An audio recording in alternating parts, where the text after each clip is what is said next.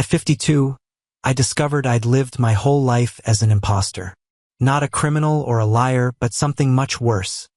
Someone who would fake feelings that never existed.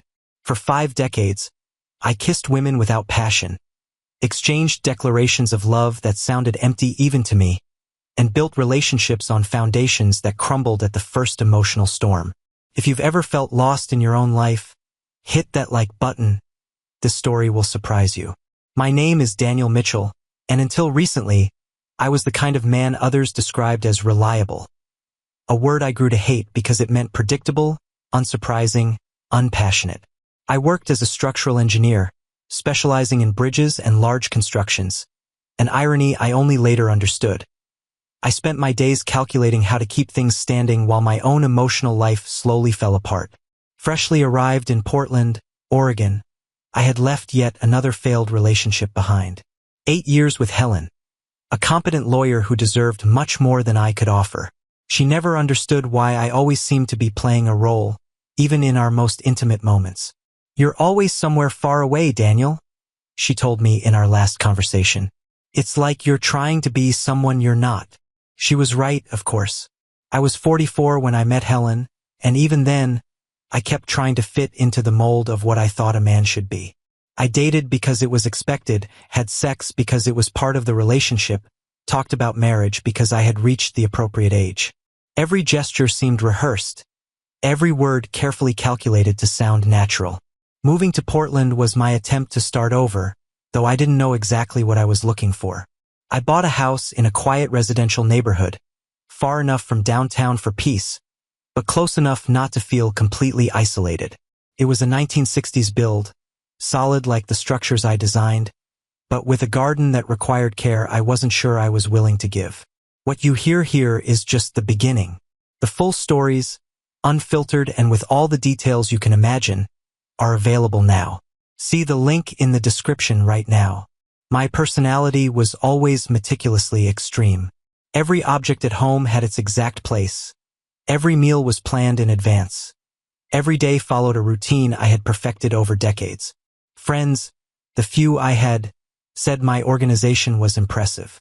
What they didn't realize was that this rigidity was my way of maintaining control over a life that never truly felt like my own.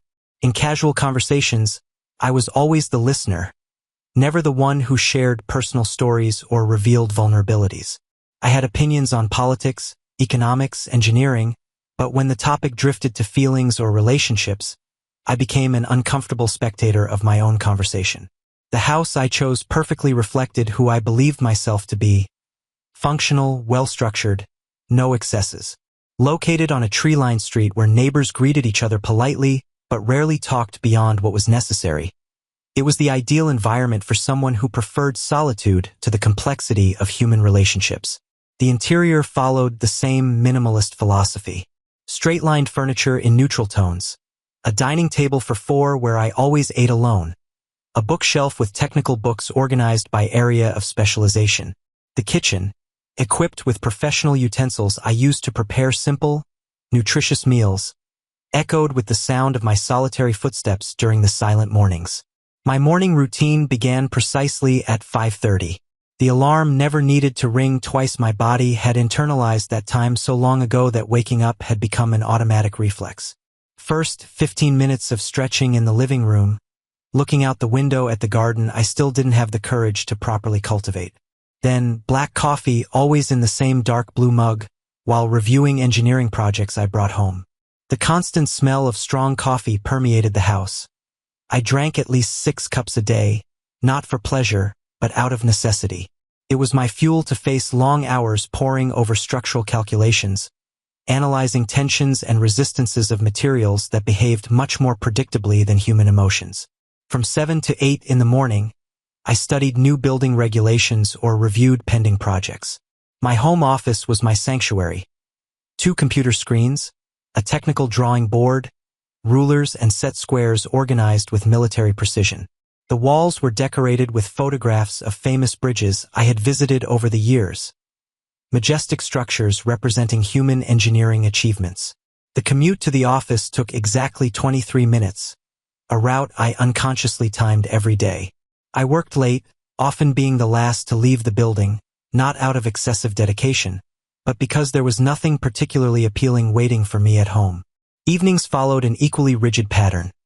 Simple dinner prepared quickly, more coffee, 2 hours reading technical reports or watching engineering documentaries. I went to bed at 10:15, exactly, maintaining a cycle that ensured 7 hours and 15 minutes of sleep. Weekends were dedicated to obsessive house maintenance. Saturdays for deep cleaning, Sundays for organizing and small repairs. Between these tasks, I took long walks in Laurelhurst Park, always along the same path, always at the same time. It was during these walks that my mind finally relaxed, observing the precision with which nature balanced apparently chaotic elements. It was on one of those Sunday mornings, during my usual walk through Laurelhurst Park, that my life began to irreversibly unravel.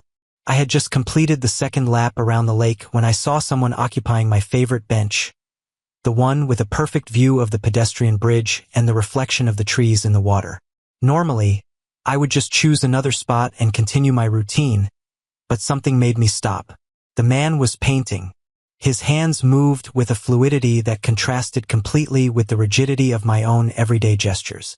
He was using a portable watercolor set, capturing the exact view I admired daily, but with a perspective I had never considered. I approached hesitantly, my curiosity overcoming my natural tendency to avoid unplanned interactions. "The perspective is technically correct," I commented, immediately regretting the formal tone that sounded artificial even to me. He looked up, and for the first time in a long time I felt genuinely observed. Not evaluated or judged, but truly seen. "Thanks," he replied with a smile that seemed to reach his eyes. "I'm Christopher, and you must be an engineer." The statement surprised me. "How do you know?" Nobody uses the word technically to compliment a painting unless they see the world through numbers and structures, he explained, cleaning his brush in a small water container. "Besides, you've been analyzing the bridge's angles on my canvas for 5 minutes as if you were calculating structural stresses." He was right. Unconsciously, I had started to evaluate the architectural elements of the painting, noticing how he had captured the exact proportions of the support pillars. "Daniel Mitchell?" I introduced myself, extending my hand more formally than the situation required. Christopher wiped his right hand on his pants before shaking mine, a casual gesture that made me realize how rigid my posture was. "Christopher Hayes. I just moved to Portland. I'm trying to get to know the city through art." His presence was disconcerting in a way I couldn't define.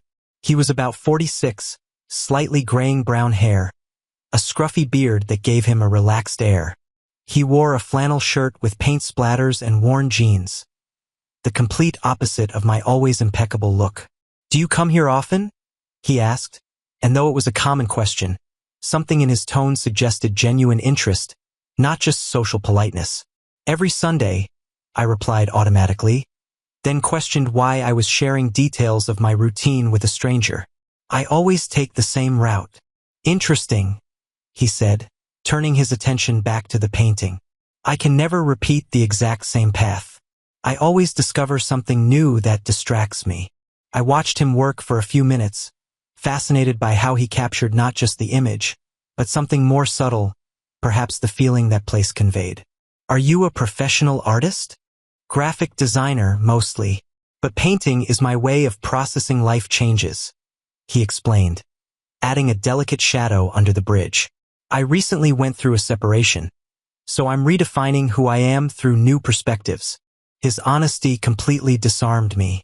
I never talked about personal transitions with strangers, rarely admitted vulnerabilities even to close people. "I'm also starting over," I managed to say, surprised by my own openness. "So you understand the need to find new angles for familiar things," Christopher said, gesturing to the landscape. "This view is probably different for you every Sunday, even if you take the same path." I wanted to disagree, to explain that consistency and predictability were exactly what I sought on those walks. But looking at his painting, I realized he had captured details I had never noticed. The way the morning light created color gradations in the water, how the reflected trees seemed more vibrant than the real ones, how the bridge seemed to float between two worlds. "Can I see your perspective on structures?" he asked, interrupting my thoughts. "I'm fascinated by how things stay up, but I've never understood the science behind." This was the first time in decades someone showed genuine interest in my work, not just professional politeness. I started explaining the basic principles of weight distribution on the bridge he was painting, pointing out how engineers had calculated the forces it needed to withstand. Christopher listened with real attention, asking intelligent questions that forced me to explain complex concepts simply. His curiosity was contagious, transforming a technical conversation into something almost intimate. "You must see the world completely differently," he observed, studying the bridge with new eyes. "Every structure must tell a story about resistance and balance." I had never thought of my work that way. For me, engineering was about precise calculations and well-defined problems. But through Christopher's perspective, I began to see something more poetic in the structures I designed. Our first park encounter lasted almost 2 hours, something completely outside my usual Sunday script. Christopher finished his painting, but we continued talking, sitting on that bench I had always occupied alone. When we finally said goodbye, he casually mentioned he'd probably be there next Sunday, if the weather permits painting. Throughout the following week, I caught myself thinking about that conversation in ways that made me uncomfortable. I couldn't pinpoint exactly what had been different, but something in my rigid routine seemed to have developed a small crack. The following Sunday, I headed to the park with a strange anticipation. Part of me hoped Christopher wouldn't be there, returning my life to predictable normalcy. Another part, a part one preferred to ignore, hoped to find him again. He was there, this time painting a different section of the park, near the old oak trees. When he saw me approaching, his face lit up with what seemed to be genuine joy. "Daniel, I thought you might change your route to avoid the intrusive artist." "I considered the possibility," I admitted, surprised by my own honesty. But curiosity overcame habit. "A victory for spontaneity," Christopher laughed, gesturing for me to sit on the grass beside him. "I'm trying to capture how these ancient trees contrast with the modernity of the city in the background." This time I observed his work process more closely. Christopher didn't follow a rigid technique. He responded to the light, the movement of the leaves, to the sounds of the park. It was like watching someone have a conversation with the environment, intuitively responding to the stimuli around him. "Do you always paint like that?" I asked, referring to his apparently improvised approach. "I learned that planning too much kills the magic," he explained, mixing colors directly on the canvas.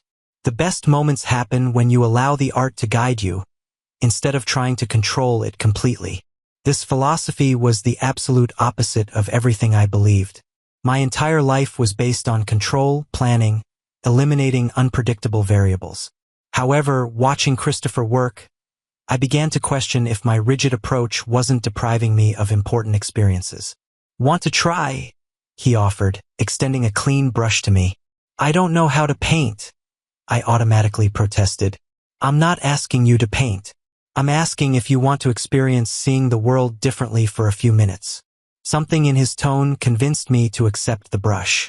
Christopher guided my hand, showing me how to capture the rough texture of oak bark with loose brushstrokes.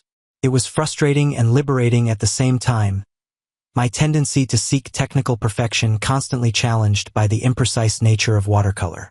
"You're thinking too much," Christopher observed, his hand still guiding mine. "Feel the texture you're trying to create. Don't calculate." The casual touch of his hand on mine sent a strange sensation through my arm. It wasn't discomfort exactly, but a heightened awareness of physical proximity I rarely experienced. I tried to focus on the painting, but my attention was divided between the art and his presence beside me. We spent the rest of the morning alternating between painting and talking. Christopher told me about his move from Seattle, explaining how a complicated divorce had motivated him to seek a new beginning. I shared details about my own breakup with Helen, though omitting the emotional complexities I didn't fully understand myself.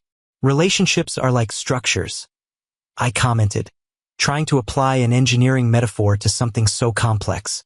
"When the foundations aren't solid, eventually everything collapses." "Maybe," Christopher agreed, cleaning his brushes. But sometimes the problem isn't the foundations. Sometimes you're simply building the wrong structure for the terrain you're on. His observation struck me unexpectedly. For all these years, I had assumed the problem in my relationships was technical, a matter of finding the right person, applying the correct strategies, following the appropriate steps. I had never considered that perhaps I was trying to build something incompatible with who I truly was. Our Sunday meetings became a constant. Christopher always arrived with a new artistic project, a different perspective of the same park I knew by heart. Gradually, I began to see that space through his eyes, noticing shadows that changed with the seasons, observing how different light conditions transformed familiar landscapes. He started teaching me about color theory, explaining how warm and cool tones could convey specific emotions. In return, I shared knowledge about the structures around us, pointing out architectural details he incorporated into his paintings. "You have an interesting way of seeing the world," Christopher said one particularly clear morning. "There's poetry in the way you explain engineering." "Poetry?" I questioned, genuinely surprised. "I never thought of my work that way. Maybe because you're too close to see it. Sometimes we need an outside perspective to recognize our own art." This conversation happened as we walked beyond our usual meeting spot. Christopher had suggested exploring a different trail, and I, to my own surprise, had agreed to abandon my established route. The trail led us to a wilder part of the park, where the civilized urban landscape gave way to something more organic and unpredictable. Christopher frequently stopped to photograph interesting angles or collect leaves that caught his attention. His spontaneity contrasted completely with my tendency to maintain a constant pace and clear objective. "Have you ever noticed how ancient trees develop unique shapes based on the conditions they faced?" he asked, gently touching the bark of a centenarian oak. "Every branch tells a story about winds it resisted, droughts it survived, storms that shaped it." I observed the tree with renewed attention, trying to apply his poetic perspective to something I would normally analyze only in terms of structural resistance and weight distribution. "People are like that too," Christopher continued, his eyes meeting mine with an intensity that made me feel uncomfortably exposed. "Our current shapes reflect all the storms we've faced, all the winds that have shaped us." There was something in the way he looked at me that suggested he was seeing beyond the carefully constructed surface I presented to the world. It was simultaneously terrifying and relieving to be observed with such genuine attention. After 6 weeks of regular meetings, something fundamental had changed in my perception of Christopher and myself. What began as casual conversations about art and engineering had evolved into something deeper and more unsettling. I found myself thinking about him during the week, anticipating our Sunday meetings in ways that went beyond simple friendship. It was a Tuesday, while reviewing structural calculations in my office, that the devastating realization hit me.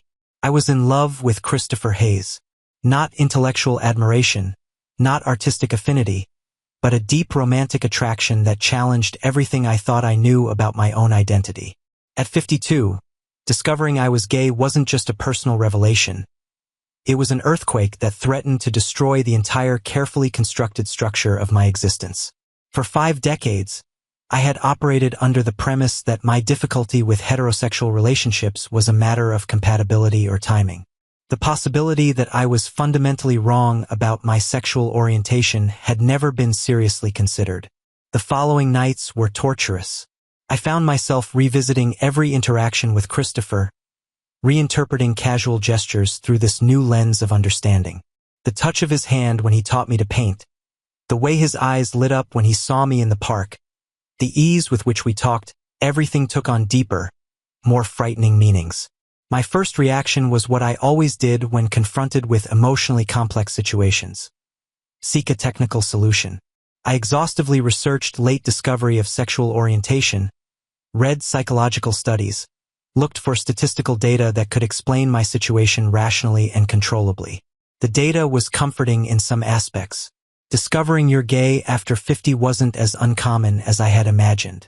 Many men lived decades trying to conform to heteronormative expectations before recognizing their true nature. But intellectually understanding the phenomenon didn't diminish the emotional terror I was experiencing. Christopher, apparently, remained oblivious to my internal conflict. Our Sunday meetings continued, but I became more cautious, trying to maintain an emotional distance that protected both him and me from complications I didn't know how to handle. "You're different today," Christopher observed during our 7th week of meetings. "More tense than usual." "Work problems," I lied, focusing my attention on his current painting instead of meeting his eyes. "Want to talk about it?" The kindness in his voice almost broke me. Part of me desperately wanted to confess everything: my growing feelings, my confusion about identity, the fear of ruining our friendship with emotions he probably didn't reciprocate. But the rational, controlled part won. "Nothing I can't handle on my own?" I replied, maintaining the casual tone I had perfected over decades. Christopher didn't insist, but I noticed he continued to observe me with subtle concern. His ability to read emotions I tried to hide was simultaneously impressive and terrifying. The following week, Christopher missed our Sunday meeting for the first time. There was no warning, no explanation. I waited on the usual bench for almost an hour before accepting he wouldn't come. The disappointment I felt was disproportionate for what should have been a simple friend's absence. I spent the entire week wondering if my change in behavior had driven Christopher away. Maybe he had sensed my feelings and decided it was better to keep his distance. The possibility of having lost our friendship because of emotions I couldn't control left me in a state of constant anxiety. When Christopher appeared the following Sunday, the relief I felt was so intense that it scared me. "Sorry about last week," he said, adjusting his painting gear. "I got a job offer in Seattle and spent the week deciding what to do." Seattle. The word echoed in my mind like a sentence. If Christopher moved, I would lose not only our friendship, but also the only personal relationship that had offered me true emotional satisfaction in decades. "Is it a good opportunity?" I asked, trying to sound interested instead of desperate. "Financially, yes. It would be a long-term design contract with a tech company," he explained, preparing his paints with less enthusiasm than usual. "But it would mean leaving Portland just when I'm starting to feel at home here." The subtext of his declaration was clear. He was considering staying, but needed convincing reasons to turn down a solid professional opportunity. I desperately wanted to be one of those reasons, but I didn't have the courage to express feelings that could completely ruin our dynamic. "Portland has a lot to offer," I commented vaguely, hating my own cowardice. "It really does," Christopher agreed, his eyes meeting mine with an intensity that suggested he was talking about more than professional opportunities. "The question is whether it's worth the risk of starting completely from scratch in a new city." We spent the rest of that morning painting in contemplative silence. Christopher worked on a lake landscape, but his brushstrokes seemed more hesitant, less confident than usual. I tried to help with technical suggestions on perspective, but my mind was completely focused on the possibility of losing him. When we said goodbye that Sunday, there was a hesitation in the air, as if we both wanted to say something important, but couldn't find the appropriate words. Christopher held my hand a few seconds longer than usual during our farewell handshake, and I wondered if I was imagining the reluctance to let go. "Until next Sunday?" he asked, though it sounded more like a plea than a confirmation. "Of course," I replied, wishing I could offer more certainty, more reasons for him to stay, more honesty about what our friendship meant to me. As I walked home, I realized I was facing a choice that would define not only the future of my relationship with Christopher, but also my ability to live authentically for the rest of my life. Continuing to hide my feelings would mean potentially losing the person who had awakened emotions I didn't even know existed. Confessing would mean risking rejection, embarrassment, and the destruction of a friendship that had become essential to my happiness. For the first time in 5 decades, I was confronted with a situation I couldn't solve through precise calculations or meticulous planning. It was a matter of emotional courage, something I had spent my entire life avoiding, but which now seemed to be the only way to discover who I really was. The following Sunday arrived, charged with a tension I couldn't hide. Christopher had been on my mind all week, not just as a comforting presence, but as an urgent need I was finally admitting to myself. When I arrived at the park, he was already there, but not painting. He was simply sitting on our usual bench, looking at the lake with an expression that mirrored my own uneasiness. "Didn't bring your art supplies today?" I asked, trying to mask my nervousness with casual conversation. "Couldn't focus this week," he admitted, gesturing for me to sit beside him. "I have an important decision to make, and my mind is split in ways I didn't expect." Something in his tone made me realize I might not be the only one facing emotional conflicts. "The job offer in Seattle?" "Among other things," he replied, studying me with that intensity that always left me simultaneously uncomfortable and energized. "Daniel, can I ask you something personal?" My heart dangerously sped up. "Of course. Have you ever felt completely different around a specific person? Like aspects of yourself you didn't even know existed suddenly came alive?" The question hit me like a punch to the gut. It was as if Christopher was reading my most intimate thoughts, verbalizing exactly what I'd been feeling but couldn't express. "Why do you ask?" "Because that's how I feel when I'm with you," he said, his voice low but firm. "And I need to know if I'm imagining a connection that only exists in my head." The world seemed to stop completely. For weeks, I had tortured myself thinking my feelings were one-sided, that I was projecting impossible desires onto an innocent friendship. Discovering Christopher felt something similar was simultaneously the greatest relief and the greatest terror I had ever experienced. "You're not imagining it," I managed to whisper, my voice coming out hoarser than I intended.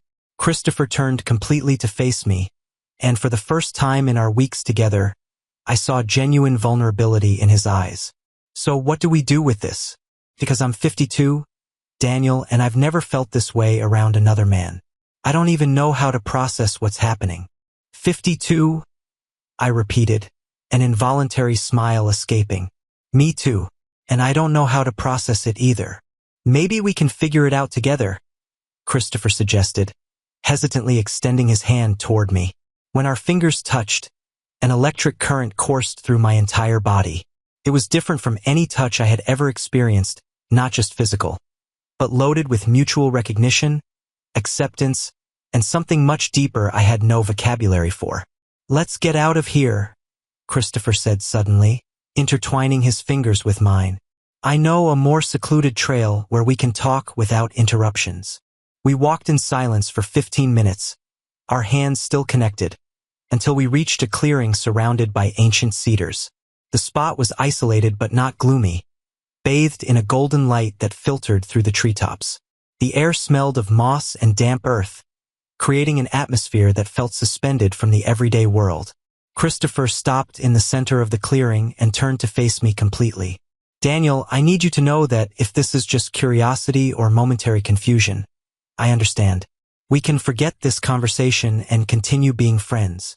"It's not confusion," I replied, surprised by the certainty in my own voice. "It's the first thing that's made complete sense in my life in decades." He took a step towards me, lifting his free hand to gently touch my face. His fingers traced the line of my jaw with a delicacy that made me involuntarily tremble. "Are you sure?" Instead of replying verbally, I leaned into his touch, closing my eyes and allowing myself to fully feel that moment. When I opened my eyes again, Christopher was just inches away. His lips parted, his breath visible in the cool morning air. "May I?" he asked, his voice barely audible. "Please," I whispered, and then our lips met. The first kiss was hesitant, almost experimental, as if we were both testing unknown waters. But when our mouths fit together perfectly, all hesitation vanished, replaced by an urgency that surprised me with its natural intensity. It was as if my body was finally responding the way it always should have. Every touch from Christopher awakened sensations I had never experienced with such clarity and intensity. His hands found my shoulders, massaging the tension I'd carried for decades, undoing emotional knots that had formed over years of repression.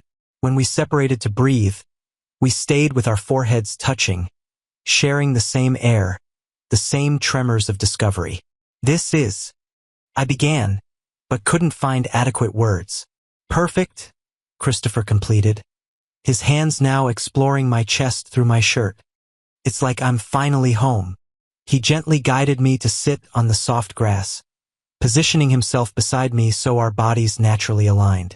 The light filtered through the trees created golden patterns on our skin, transforming that intimate moment into something almost sacred. Christopher began to unbutton my shirt with deliberately slow movements, his eyes constantly seeking mine for confirmation. Each button that opened revealed not just skin, but decades of emotional armor being carefully removed. When his hands directly touched my chest, an involuntary groan escaped my throat. The sensation was electric, awakening nerve endings that seemed to have been dormant my entire adult life. Christopher smiled at my reaction, leaning in to place soft kisses along my neck. "You're beautiful," he murmured against my skin, his words sending waves of warmth through my entire body. It was the first time someone had described me that way with genuine conviction, without it sounding like social courtesy. My own hands found his shirt, mimicking his movements with a coordination that seemed choreographed by pure instinct. When we could finally feel skin against skin, we both sighed simultaneously, as if a fundamental tension was finally released. Christopher guided me to lie down completely on the grass, positioning himself over me with a comforting weight that made me feel protected rather than dominated. His lips explored my chest, my neck, my collarbone, each touch sending pulses of pleasure that radiated through my entire nervous system. It was a mutual exploration of completely new territory. I discovered the texture of his beard against my skin, the rhythm of his accelerated breathing, the way his body responded to my hesitant but increasingly confident touches. Every caress was a revelation, every kiss a confirmation that this was exactly where I should be. When Christopher whispered my name against my ear, his voice laden with desire and tenderness, something fundamental broke inside me. 52 years of carefully constructed emotional compartments crumbled all at once, releasing an intensity of feeling that left me simultaneously vulnerable and completely alive. Our bodies found a natural rhythm, moving in perfect harmony as if we had done this countless times before. It was a primitive and sophisticated dance at the same time, guided by instinct but refined by the depth of our emotional connection. The intensity gradually grew, building layers of sensation upon sensation until I completely lost track of where my body ended and Christopher's began. We were a single entity sharing pleasure, discovery, and a deeper intimacy than I had imagined possible. When the climax finally came, it was like an absolute recognition, not just physical but emotional and spiritual. For the first time in my adult life, I felt completely present in my own body, completely connected with another person, completely honest about who I really was. We stayed intertwined on the grass for an indefinite time, our bodies still trembling with the echoes of the intensity we had just shared. Christopher traced soft patterns on my chest with his fingers, and I marveled at how natural it felt to be like this, completely exposed and vulnerable, yet without any trace of the discomfort I always felt after intimacy with women.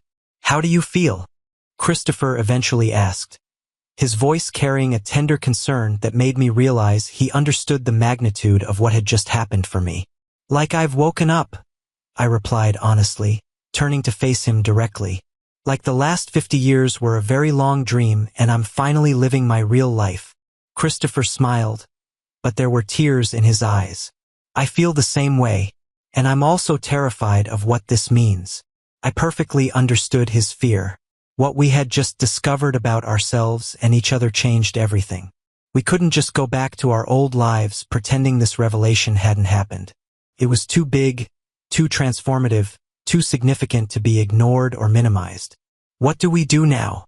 I asked, a question that encompassed not only our relationship, but the entire identity restructuring we would both face.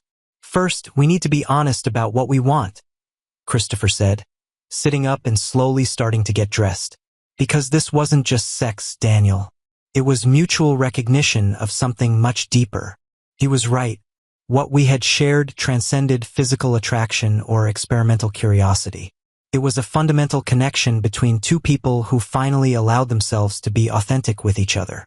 It was love in the truest sense of the word, not the idealized romantic concept, but complete acceptance and a desire to build something meaningful together.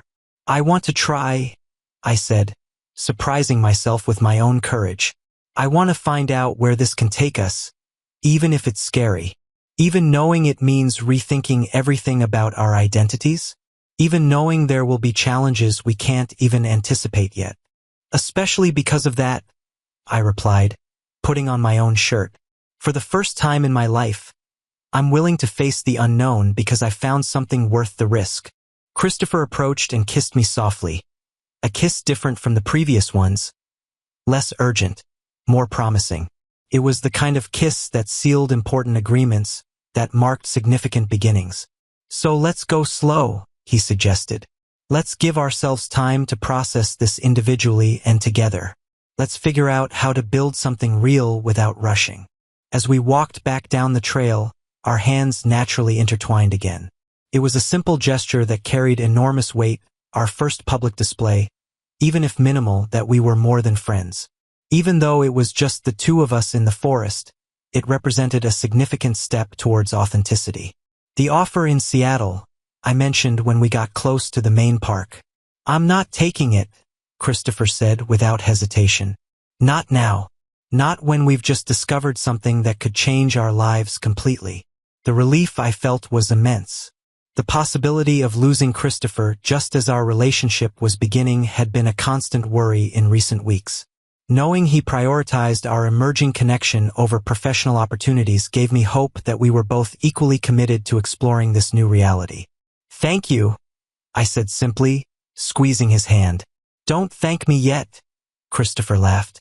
Let's see if you still thank me when you discover all my relationship neuroses. His ability to inject humor even in deeply emotional moments was one of the qualities I admired most about him. It balanced my tendency to overanalyze important situations, offering lightness without diminishing the seriousness of what we were building. When we said goodbye that Sunday, it was different from all previous goodbyes.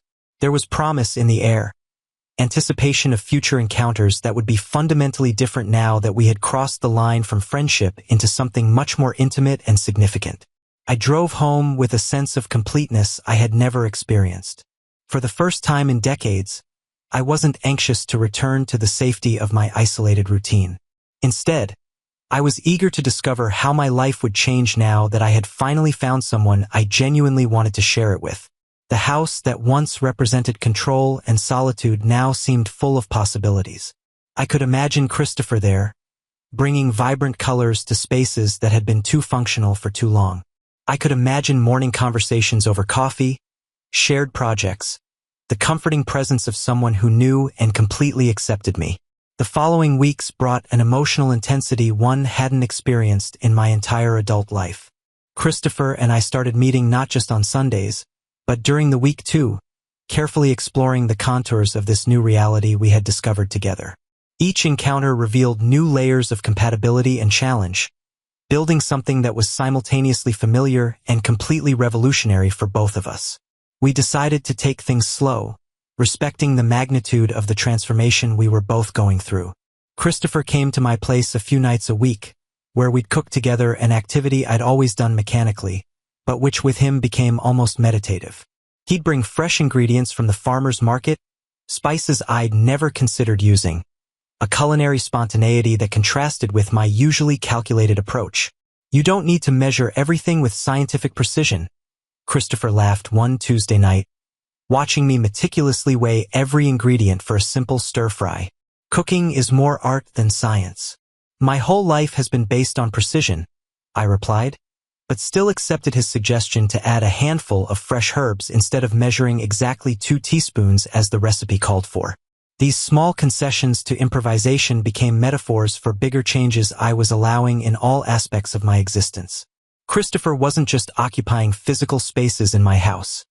He was gently reorganizing decades of emotional rigidity, creating room for flexibility and discovery that I had denied myself for so long. But not everything was idyllic. We faced challenges neither of us had fully anticipated when we decided to explore our connection. I struggled with residual shame about my late sexual discovery, constantly questioning whether I was being authentic or simply reacting to decades of repression. Christopher, in turn, sometimes withdrew when our intimacy became too intense, processing his own issues of identity and vulnerability. One particularly difficult night arrived about a month after our first intimate encounter. We were in my living room, Christopher painting while I reviewed work projects, when he suddenly closed his watercolor and looked at me with a worried expression. "Daniel, I need to tell you something," he said, his voice carrying a seriousness that immediately grabbed my full attention. My heart pounded, my mind immediately jumping to the worst possibilities. "What is it?" "I got another job offer. Not in Seattle this time, but in San Francisco. It's a 6-month contract, really well paid, working with a contemporary art gallery." The world seemed to stop. 6 months. Half a year of separation right when we were building something fundamental together. The idea terrified me in ways I didn't know were possible. "Is it a big opportunity for your career?" I asked, trying to keep my voice neutral despite the rising panic. "It would be, yes. It could open doors for future jobs I've always dreamed of doing," Christopher admitted, but his expression didn't show enthusiasm. "But it would also mean leaving everything we're building here just as we're starting to figure out what we can be together." I recognized the conflict in his eyes because it mirrored my own. He was torn between legitimate professional ambition and the desire to protect our nascent relationship. It was exactly the kind of complex dilemma my analytical nature would normally try to solve through pure logic, but I discovered that when it came to Christopher, my heart had an equal voice to reason. "Do you want to take it?" I asked, forcing myself to genuinely consider his interests even if it meant personal pain for me. Christopher stood up and walked to the window, looking at the garden I still hadn't learned to properly care for. "Part of me does, yes. It's the kind of project that could transform my artistic career. But a bigger part of me is terrified at the idea of being away from you for so long." "6 months isn't permanent," I said, though the words came out like swallowing glass. "It's not," he agreed, turning to face me.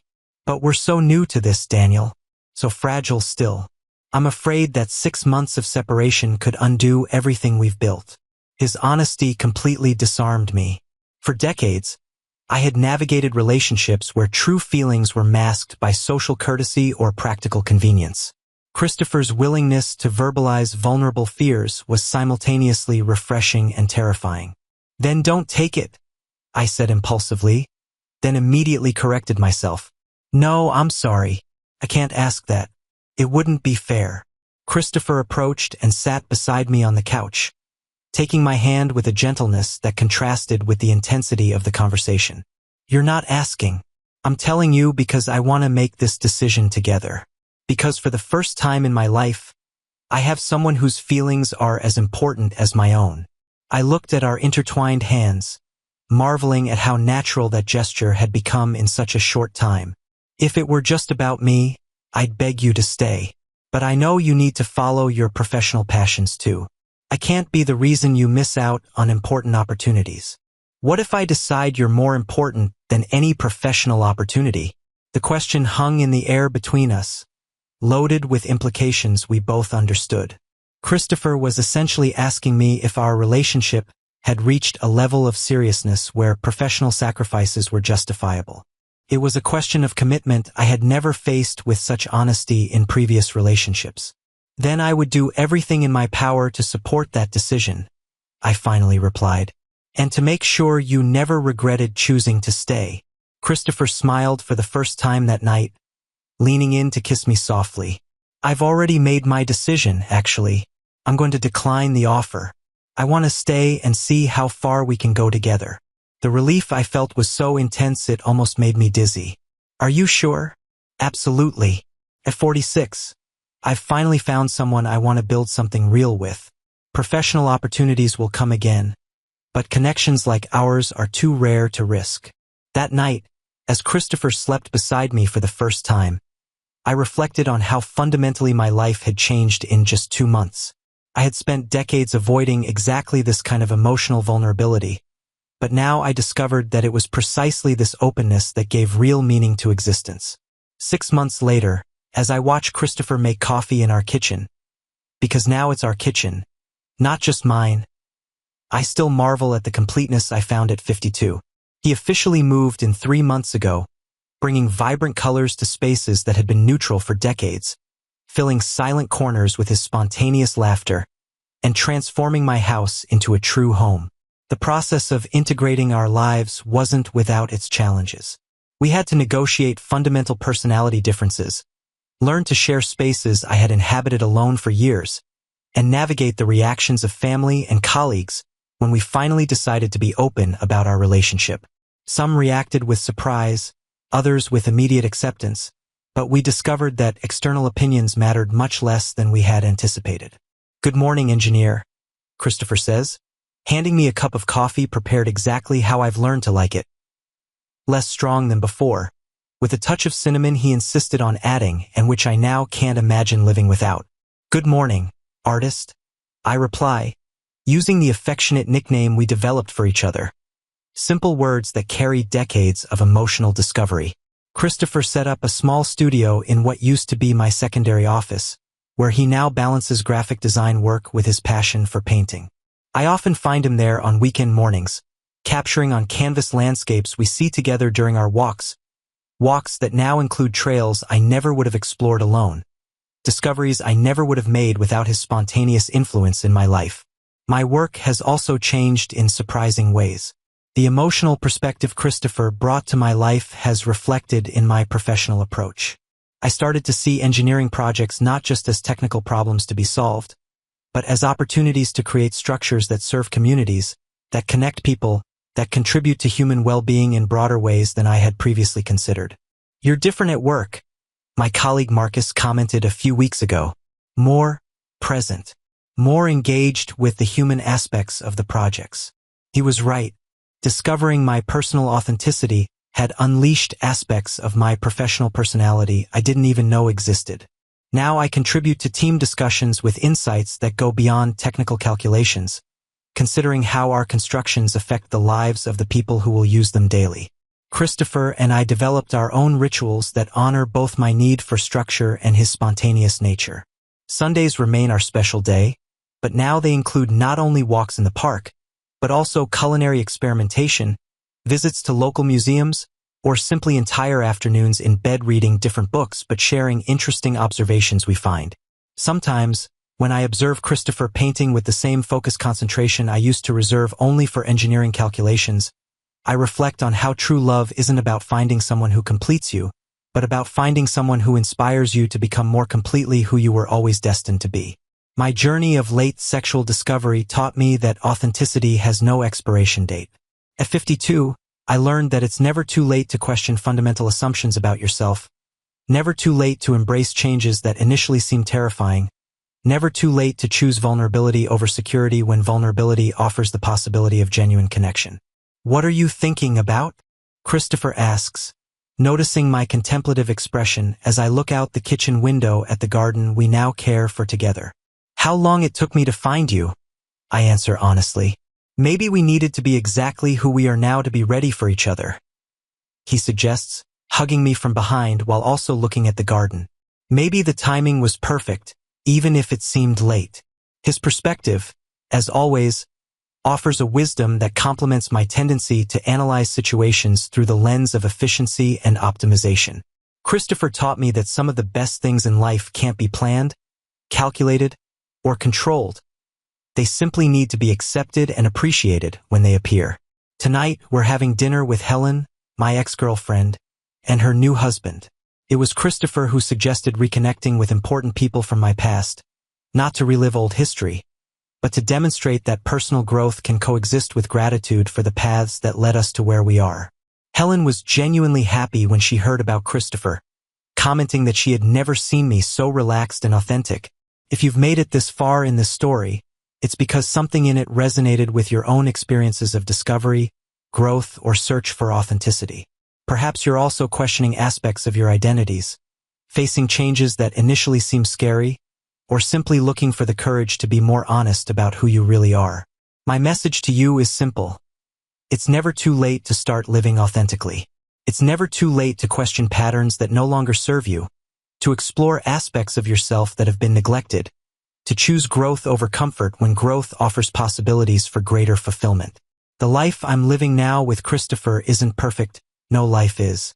We still have discussions about personality differences, we still navigate daily challenges like any couple, we're still learning how to balance individual independence with healthy interdependence. but it's a life that feels true in a way my